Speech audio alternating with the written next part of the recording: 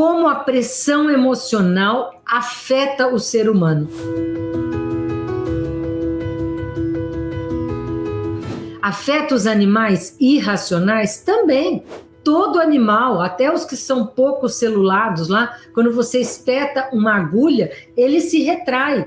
Ou seja, qualquer situação de estresse, de medo, de risco, de qualquer emoção forte causa uma reação. Isso é do ser humano, tá? De qualquer ser vivo, na verdade. Agora, nós que somos seres humanos racionais, nós elaboramos o que acontece no nosso estresse, na nossa dificuldade, de uma forma diferente da maioria dos animais. Então eu vou perguntar para você o seguinte: quantas situações de vida você já teve em que os distúrbios emocionais definiram as suas atitudes em relação a alguma coisa? Você já percebeu que muitas vezes, se você vai fazer uma prova, um vestibular, alguma coisa, ou um teste para você conseguir um emprego, você sabe tudo, você vai lá numa boa, mas se o teu emocional te afetar, você não consegue lembrar o que você estudou, você trava e não consegue responder as perguntas que o entrevistador está fazendo para você,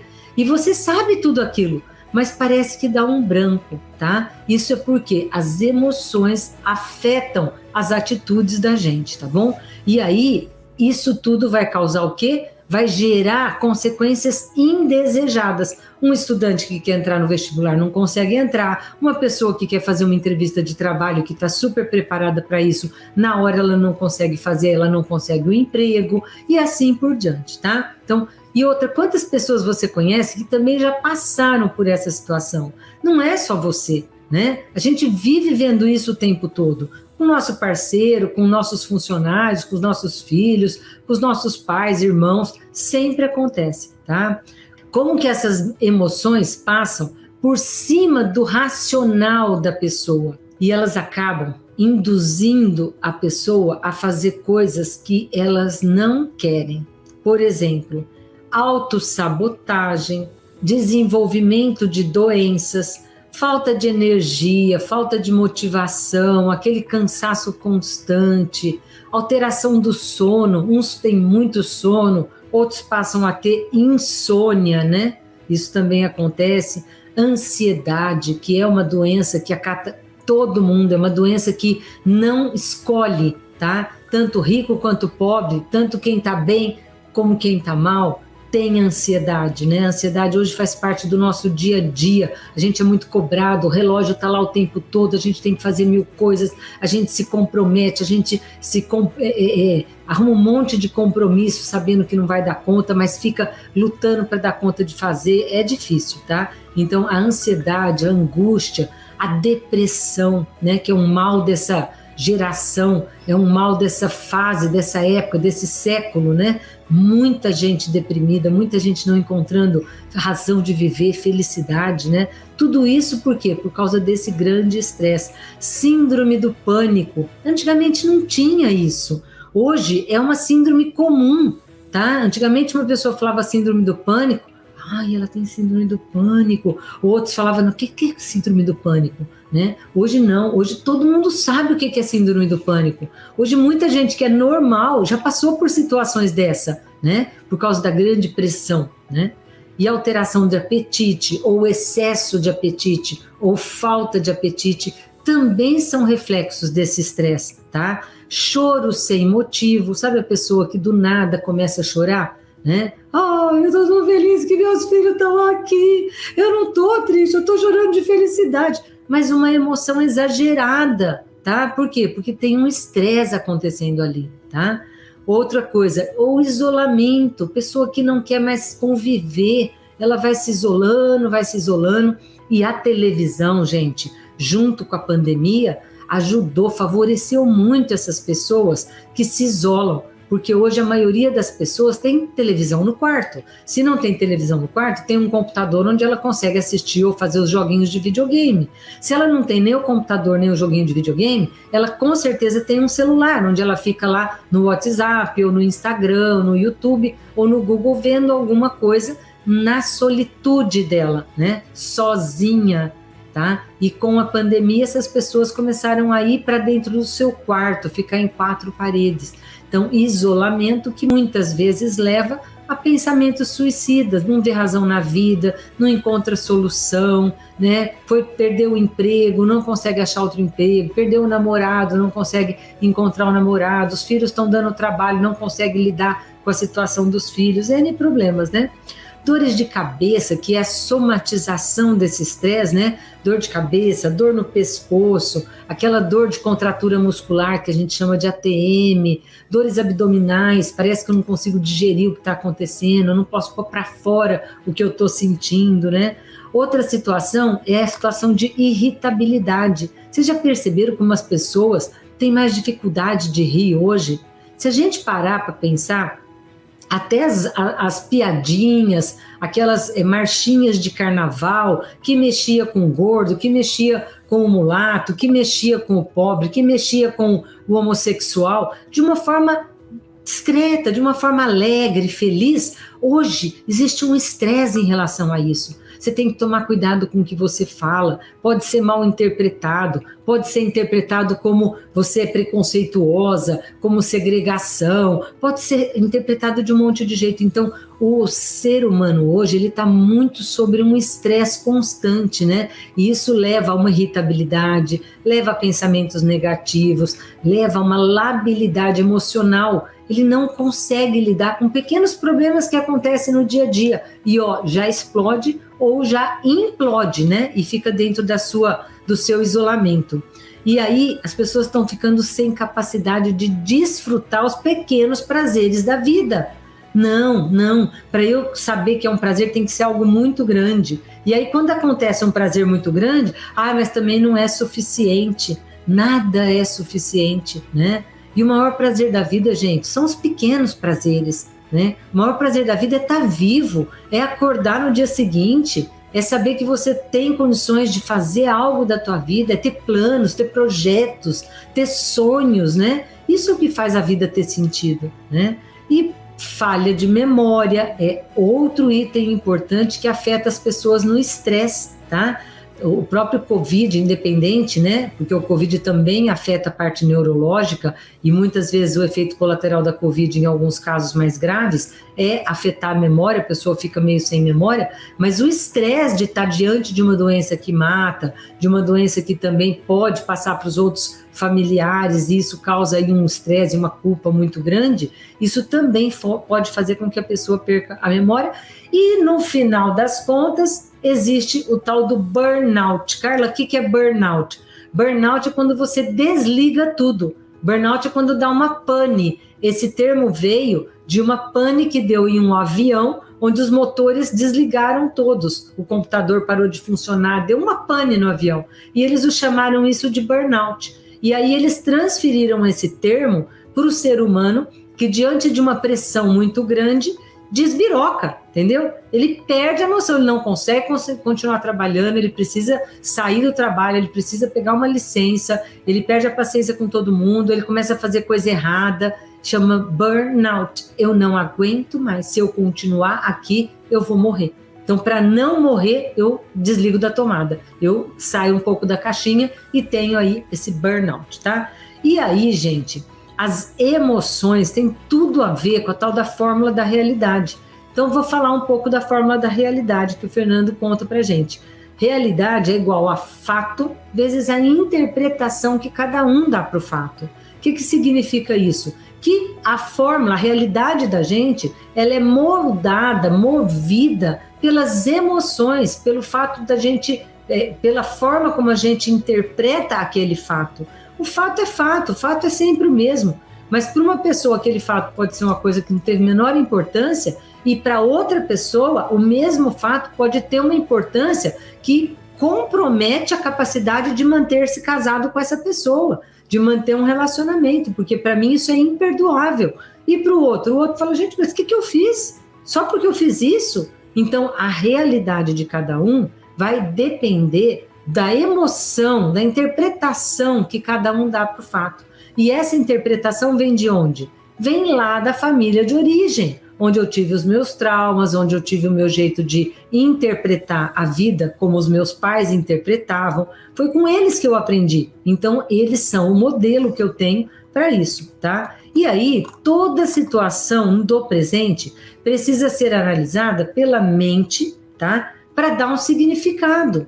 Então, a mente, ela é um catalisador, né? Que pega o que aconteceu, passa por esse catalisador para entender, né? Para poder moldar, para raciocinar, para poder ver o que vai ser acatado, tá? E aí sim chega no coração, tá? Então, toda a situação do presente precisa ser analisada pela mente para dar um significado para aquilo, para dar um colorido para o que aconteceu. Saber se aquilo é bom, se aquilo é ruim para o indivíduo, tá? Saber se aquilo é uma fonte de prazer ou é uma fonte de desprazer, tá? Para poder definir que atitude eu vou tomar diante desse fato, diante desse problema que apareceu para mim. Eu vou me aproximar disso, eu vou me afastar disso, eu vou confrontar o que está acontecendo, eu vou ficar paralisada, eu vou fugir, entendeu? Então, tudo isso que você vai fazer, então é assim, acontece, eu penso, tá? Do pensar eu dou um significado, um colorido, e do pensar e do colorido eu tomo uma atitude. Então, é sentir, pensar e agir, tá? Então, a base das interpretações são as nossas histórias vividas lá nas experiências emocionais infantis, onde estão os nossos traumas, tá? É uma memória que fica registrada lá no sistema límbico, que a gente chama de cérebro das emoções, e na amígdala cerebral é onde tem a memória das dinâmicas traumáticas da gente. E aí na tua vida, quando você tem um gatilho que cutuca um trauma lá atrás, o gatilho é o suficiente para você desencadear um processo de raiva, de depressão, de ansiedade, de afastar, entendeu? Ou de reagir de uma forma exagerada, tá? Então, tudo fica registrado no nosso cérebro, na nossa memória. Porém, tá? A nossa memória, ela só é evocada, que eu consigo lembrar o que aconteceu após os 5 anos de idade. Ai, mas Carla, eu me lembro exatamente do que aconteceu quando eu tinha 3 anos de idade. Das duas, uma. Ou você é uma pessoa excepcional em termos de memória, ou as pessoas implantaram essa memória no teu cérebro, através de fotografia, de história contada, da mesma história contada repetidas vezes, você começa a acreditar, você dá um símbolo para aquilo e você acredita que aquilo aconteceu. A gente não sabe exatamente se aconteceu ou não, porque isso pode ter sido implantado em você, tá bom? Mas, no geral, tudo que aconteceu até os 5 anos de idade, a gente não evoca. Evoca significa, deixa eu lembrar o que aconteceu no meu parto, quando eu estava quando eu estava mamando no peito da minha mãe, deixa eu lembrar quando eu comecei a andar. Não adianta lembrar. O que você consegue é sentir. Você consegue se remeter àquela época e ter sensações, sentimentos do que aconteceu naquela época. Sentimento de que você foi abandonada, sentimento de que tua mãe nunca estava perto, ela estava sempre fora, era outra pessoa que cuidava, sentimento de que alguém abusou de mim, sentimento, nem sempre a lembrança, tá bom? Então tá tudo lá registrado nessa memória. Nessa memória, que não é evocada, ela define quem somos e os gatilhos que os problemas não resolvidos do passado vão fazer retornar no nosso presente, tá? Principalmente se você não tiver consciência, tá? De que esses traumas não são dessa pessoa que está do teu lado. Esses traumas são lá de trás, tá? Mas eu revivo este trauma. Quem fez o trauma, às vezes já até morreu, tá lá no passado. Mas quem estimula, quem é o gatilho, quem pisa na mina, que é quem está do teu lado, é quem acaba levando toda a carga, toda a bomba de raiva que você fica quando a pessoa pisou no teu trauma, tá bom? Por isso a gente fala que muitas vezes, quando o cônjuge, o marido da gente, ou o namorado, ou uma melhor amiga joga em cima da gente um monte de merda, não é para você. É a merda que ela queria jogar para a mãe dela ou para o pai dela, mas ela não fez isso lá atrás. Isso virou um trauma. E quando você está no lugar, simbolicamente, desse pai, dessa mãe, desse irmão, ela joga em cima de você a raiva que ela tem quando você pisa na mina dela, tá bom? Então, dica para vocês, tá? Dica: toda interpretação do presente tem base nos problemas do passado, tá? E a avaliação é uma avaliação pelo que já aconteceu. Então você só reavalia um trauma que já aconteceu. Revive o problema, mas não resolve o problema. Quando a gente está preso no trauma, você N vezes revive o trauma, mas você não entra em contato com o trauma, você não resolve o trauma. Você fica susceptível a daqui a pouco alguém pisar de novo nessa mina e o trauma volta tudo de novo, tá? E fato é fato, gente. Fato não muda, tá? Mas a interpretação que se dá para o fato, o significado que a gente dá para aquilo que aconteceu, é que faz a gente sentir ou não algum desconforto, tá? Então, o fato é o fato, eu dou um significado, eu sinto e aí eu vou tomar uma atitude. De novo, sentir, pensar e agir, tá bom? E essa atitude, em geral, ela acaba sendo, se você for inconsciente, a mesma atitude que você tinha lá no passado. Quebrar tudo, ficar nervoso ou se deprimir, entrar no quarto e chorar, tá? Então, seja adulto, não deixa a tua criança traumatizada reentrar de novo, repetidas vezes nesse trauma, tá bom? E aí tem 3 tipos de reação perante um trauma. Isso é comum, né? Até nos animais isso acontece. Ou eu luto, tá? Chegou uma situação de estresse que me ameaça, eu arregaço as mangas e avanço. Eu luto para conseguir me defender, tá? O segundo, eu olho a situação e falo, epa, isso aqui não é para mim. O outro lá é mais forte do que eu não tenho condições. Então eu fujo, eu saio correndo e fujo. E o terceiro, eu paraliso, entendeu? Você já percebeu em algumas discussões de casal, ou algumas brigas mesmo do casal, que você às vezes não consegue nem responder a uma agressão verbal, física, você fica paralisada naquela situação, tá? Então é a terceira forma da reação diante de uma situação de estresse. E você sabia, essa frase é do Daniel Goleman, tá? Que o cérebro emocional, ele responde ao estresse muito mais rápido do que o cérebro racional, tá? Então, se você está diante de um estresse, antes de avaliar todas as situações, se vale a pena ir, ficar, que tamanho que é essa pessoa, quais são as minhas chances, a hora que você está pensando isso, bem, você já vazou, tá? Porque a adrenalina que vem faz você sebo nas canelas. Depois que você fugiu, você vai falar, nossa, por que eu fugi tão assim? Às vezes a pessoa nem estava assim, vindo para cima de mim, não sei o quê. Depois que você raciocina. Então, a resposta do cérebro emocional ela é mais rápida do que a resposta do cérebro racional. Daniel Goleman, ok? E a fisiologia do sistema nervoso autônomo, ele pode ser simpático ou parasimpático, tá? Que é o que faz a gente reagir. É exatamente o sistema nervoso autônomo.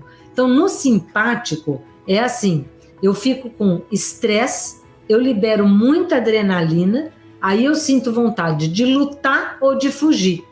Ela é ativa, a reação do simpático é ativa, tá? Eu ponho a energia para fora, tá? Sebo nas canelas, ou eu avanço, ou eu grito, mas ela é ativa. Já o parasimpático, que é a reação parasimpática, ela é passiva, é aquela outra que eu paraliso diante de uma situação, entendeu? Eu jogo a energia para dentro, em vez de eu pôr na perna e sair correndo, eu jogo para dentro e fico quieto, paralisado, né? Eu priorizo o quê? Meu cérebro e meu coração batendo, em vez de mandar para o sangue para a perna e sair correndo. Então ele causa o quê? Uma implosão ou uma desconexão da realidade, tá? Tá tudo ali em volta, um perigo, um tiroteio, e você fica lá paralisado. É como se você não estivesse vendo aquela realidade, você desconectou da realidade, tá bom? E aí existem 2 caminhos diante do estresse. Tem o caminho natural e saudável e tem o caminho traumático e doentio. O natural e saudável é aquele que acontece até com os animais, tá? Então tem um exemplo, por exemplo, do coelho e uma raposa. A raposa está correndo atrás do coelho, o que o coelho faz? Ele acha uma solução, ele foge e entra numa toca. Quando ele entra numa toca, aquela adrenalina que fez ele correr começa a dar para ele uma autorregulação. Ele começa a acalmar, aquela adrenalina vai diminuindo, ele vai se sentindo mais seguro e ele vai saindo do estresse, tá? E ele vai voltando ao estado natural, retorno para a vida, né? Daqui a pouco ele vai sair de novo, ele vai se arriscar de novo para comer. Isso é o natural, tá? E o que é o doentio, a reação doentia ao estresse? É uma prisão no estado emocional do perigo. Então eu vivo constantemente me sentindo no perigo, com medo que alguma coisa aconteça novamente de ruim para mim, tá? Então, um medo constante que algo poderá acontecer comigo, com os meus filhos, tá? Isso não é normal, isso aí é doentio, tá? E aí, o mínimo estímulo,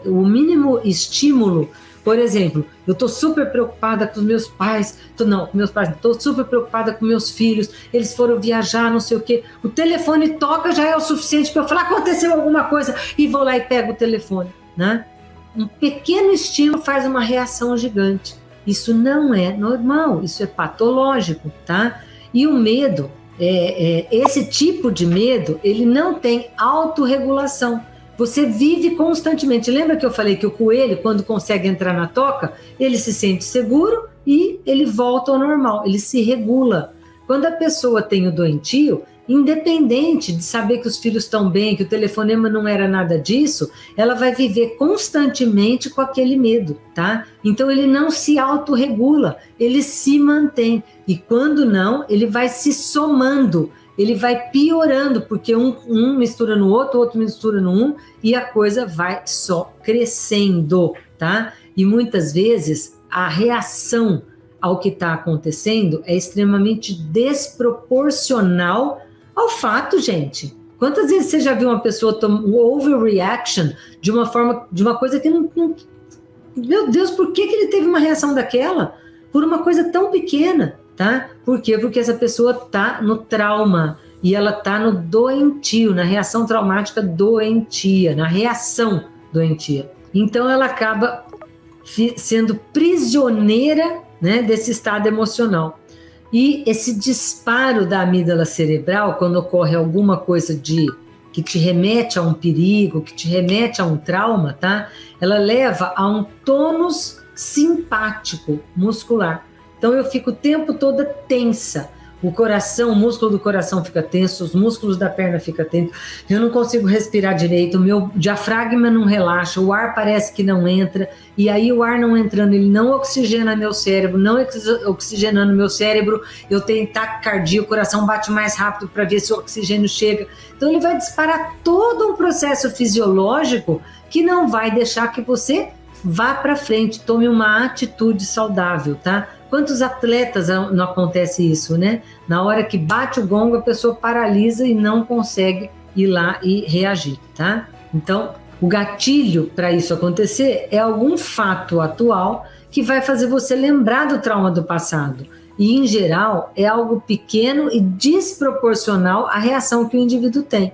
Porque tudo isso é inconsciente e provoca uma inundação de adrenalina, tá? Uma inundação na amígdala cerebral que vai levar a pessoa para uma situação traumática adulta? Não, infantil. Ela revive um trauma infantil numa fase da vida que ela não tinha recurso para fazer nada, tá? E aí ela replica isso e hoje ela também se sente sem recursos para tomar uma atitude diante do estresse, tá? E quais são as causas para esse estresse? Traumas infantis não solucionados, tá? Tá faltando para essa pessoa um adulto que assume o controle da vida, né? Um adulto que dá segurança para essa criança, um adulto que quando está diante de um problema, ele sabe ter 3 opções para resolver, ele sabe decidir, tá? Ele não entra no trauma infantil e faz de qualquer jeito, ele faz pensando, sentindo antes de agir, né? Então, isso é se tornar um adulto que cuida da própria criança, tá? Segundo, qual é a causa disso? Quando o sentir, o pensar e o agir não estão eles estão conectados com o trauma, tá? Mas eles estão desconectados da realidade, tá? Então, o que é o trauma?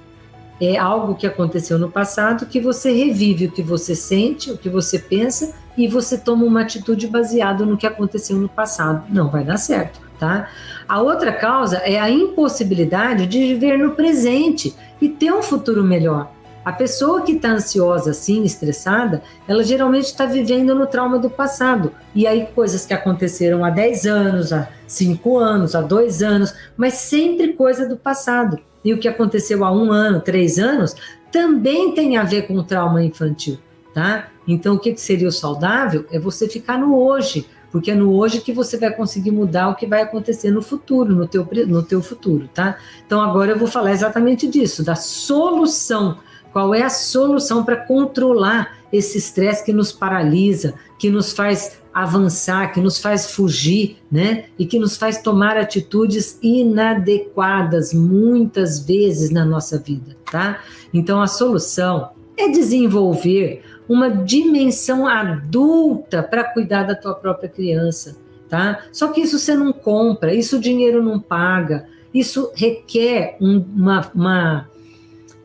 requer um trabalho árduo, né? De você desenvolver esse adulto, de você não cair nas armadilhas da vida, de você acolher a tua criança e não deixar ela dirigir e tomar decisões na sua vida. Então essa é a solução, tá? Identificar e solucionar os traumas infantis, não ir carregando. Às vezes a pessoa faz terapia 20 anos para falar do mesmo trauma. Poxa, mas o que está acontecendo que você não consegue sair desse trauma, né?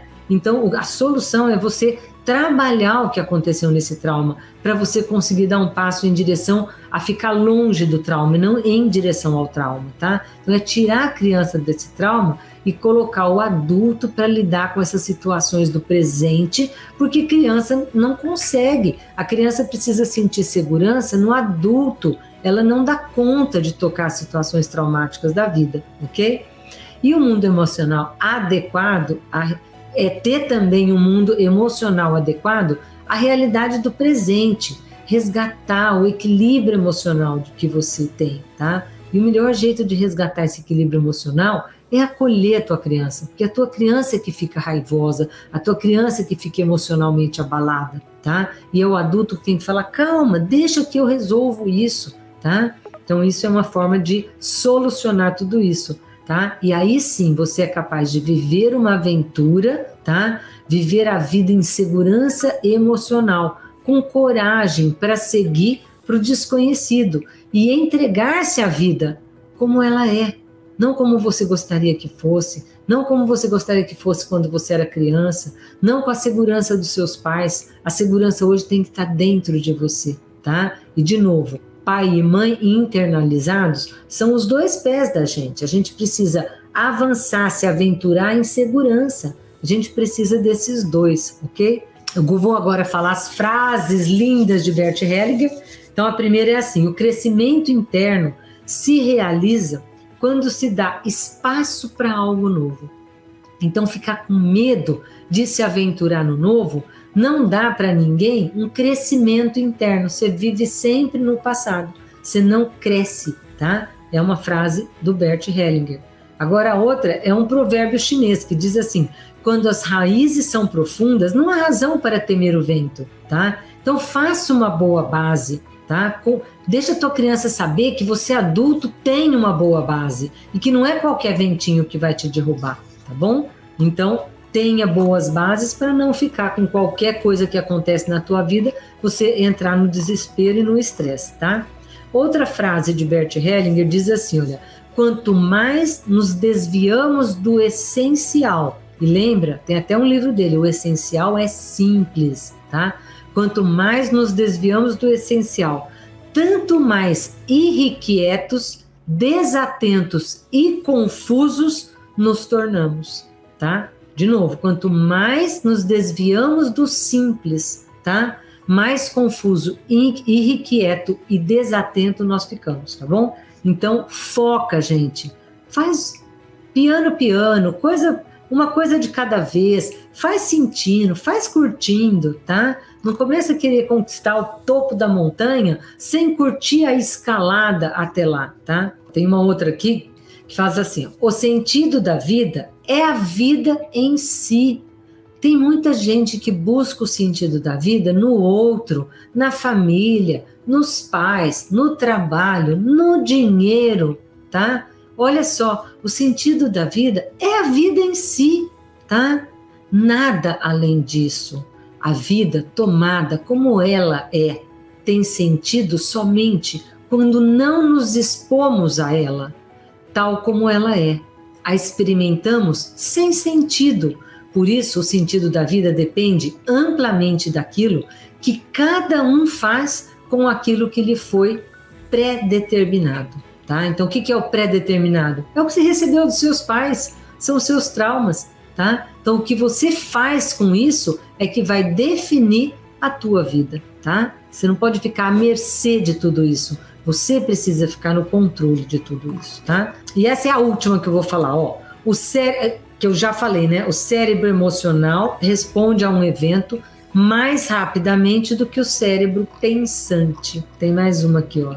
Se as suas competências emocionais não estão disponíveis, o que é competência emocional? É você estar pronta, ter trabalhado o teu emocional para lidar com as coisas que estão acontecendo na vida. Se as suas competências emocionais não estão disponíveis, se você não tem autoconsciência e não consegue gerir as emoções difíceis, se não consegue ter empatia e ter relações eficazes, não importa o quão inteligente você é, você não vai chegar muito longe, tá? Então, gente, precisa ter coragem para deixar as amarras do passado, para deixar os traumas no passado e acolher a criança traumatizada de vocês e ir para a vida de uma forma adulta. Um beijo para vocês todos. Tchau!